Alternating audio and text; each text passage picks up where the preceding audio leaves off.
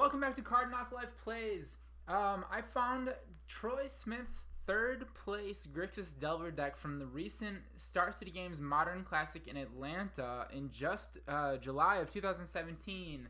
Out of nowhere, as you can see, there have been no recent finishes with Grixis Delver. This was known as one of the top Tier 1 decks in the format not long ago before Grixis Death's Shadow came about. And as soon as that happened, it kind of fell to the wayside, and Death's Shadow became the kind of de facto best deck in the format. Not only just the best Grixis deck. That's my dog. She likes it too. This one is a little different, but I was super excited to see that someone was still playing this deck because a lot of Grixis Delver players would agree that the deck is still good. And it merely is a different approach on the Grixis kind of tempo strategy. This one, rather than taking some of the sort of attrition-y elements that Grixis Death's Shadow takes with Thought Seize, Inquisition, and things like that, and really just stripping you out of your resources with Lilianas and things, this one takes more of a control approach where you get to play mana leaks and remans and lightning bolts and sorts of removal spells alongside your creatures that you stick. So if you're not familiar with the deck, which it is an old standby, I'm going to go through a little bit of it here today in this deck tech. Otherwise, you can skip ahead to the video where we're going to run it through a couple of queues and see how it stands today in the metagame.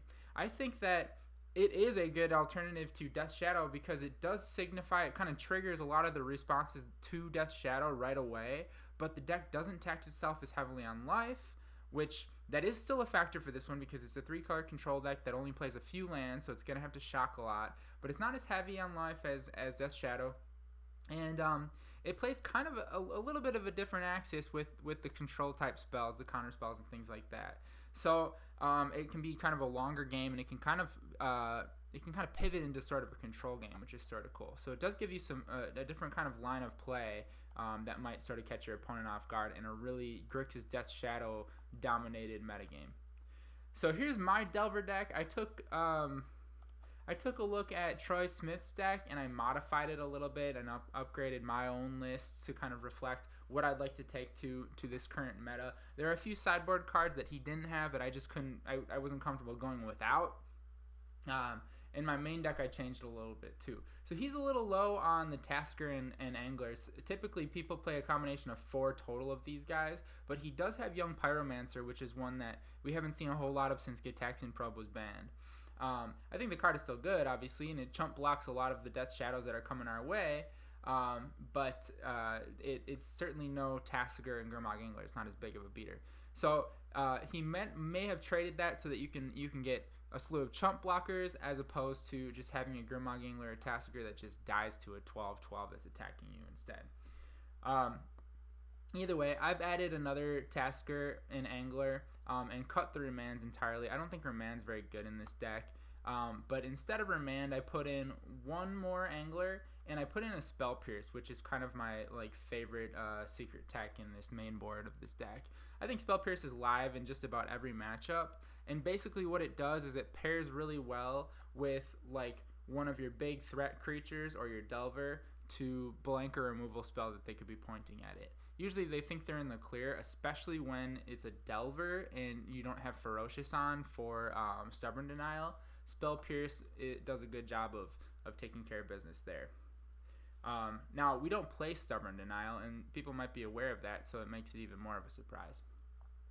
Now, this deck I love because we get to play Lightning Bolt. You don't get to play Lightning Bolt too much anymore, particularly in these Snapcaster decks. As the Death Shadow decks cut Lightning Bolt almost entirely, we play the full 4, so we've got the Snap Bolt package, full 4 snaps, full 4 Lightning Bolts, which means that the way that the Graveyard Hate interacts with us, which is still a big factor for us, is quite different. So yes, it does shut down our Delve creatures, but it also makes Snapcaster pretty bad too, so we've got to be aware of that.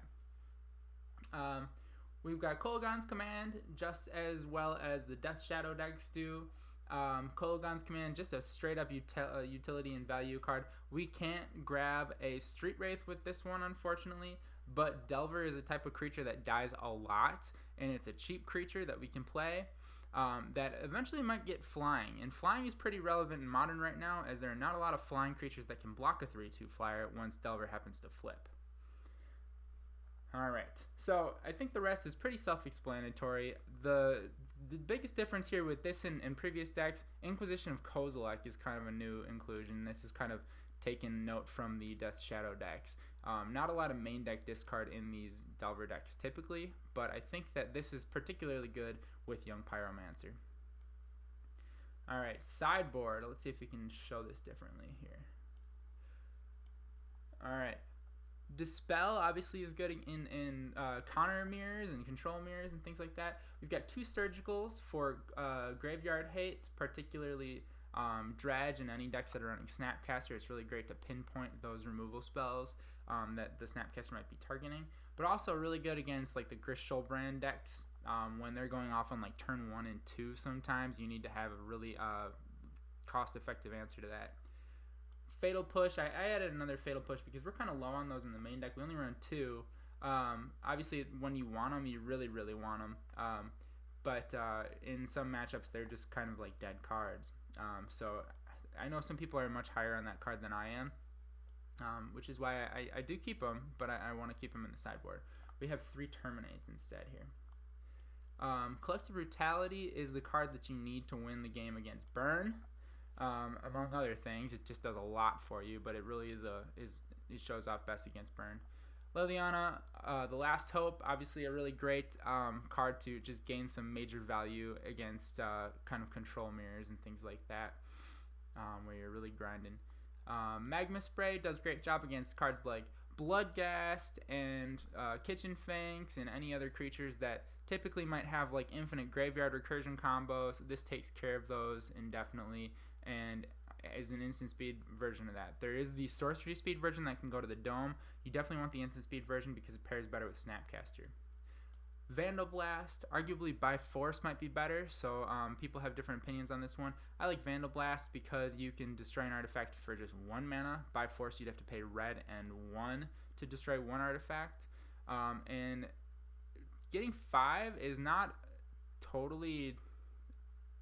It's possible. When you flat out you get to 5, typically you're dead before you get to 5. But if things go really bad and you draw Vandalblast, it does feel really good. But by force might be better. I think right now I may be just talking myself out of this, and it might be worth paying that extra mana just to have that that upside of being able to pay 3 to kill 2 artifacts or 4 to kill 3 artifacts. Anger of the Gods is really good right now. That deals with a lot of the creatures in kind of like go wide decks. It's good against like Affinity. It's good against Counters Company decks in particular. And just like Magma Spray, it does exile those creatures so that we can take care of those guys for good. Izzet Staticaster, I skipped over Countersquall. Countersquall, pretty self-explanatory. Counter target non-creature spell with the upside of them losing 2 life. Izzet Staticaster will deal 1 damage to each creature with the same name. I love this card in a lot of matchups. It shined a lot in Infect. Unfortunately, there's not a lot of Infect to prey on with it anymore, but it's still really good against, obviously it kills all the Snapcasters. It could take care of tokens decks, which is great. It can take care of a lot of the creatures in like Hate Bears decks. A lot of them have 1 toughness. It can take care of a lot of creatures in Dredge, actually. It's really good against Dredge, against Narcomoeba and Bloodghast, and in fact it blocks pretty well in those matchups too. The only thing it doesn't deal with there is the Prize Amalgam. Engineered Explosives, kind of a catch-all. In a 3-color deck, you can hit a lot of the permanents that modern decks play. There are very few decks that go bigger than 3. There are some that do. Obviously, you don't want it in those matchups, but just like Anger of the Gods, this is kind of a sort of early game wrath spell that we can use against things like Affinity, for example, but it also deals with the permanents, non-creature permanents. Pithing Needle, Nihil Spellbomb, just typical sideboard cards. Pithing Needle good against Planeswalkers in particular, but can catch a lot of those kind of combo pieces and things that we have trouble dealing with. Some decks play Relic. We talked about how the graveyard is important to us. I opt for Nihil Spellbomb because we definitely want to be just getting rid of our opponent's graveyard and not our own. Anyways, we will take this through a few matches and see how it stands up in today's Death Shadow dominated meta.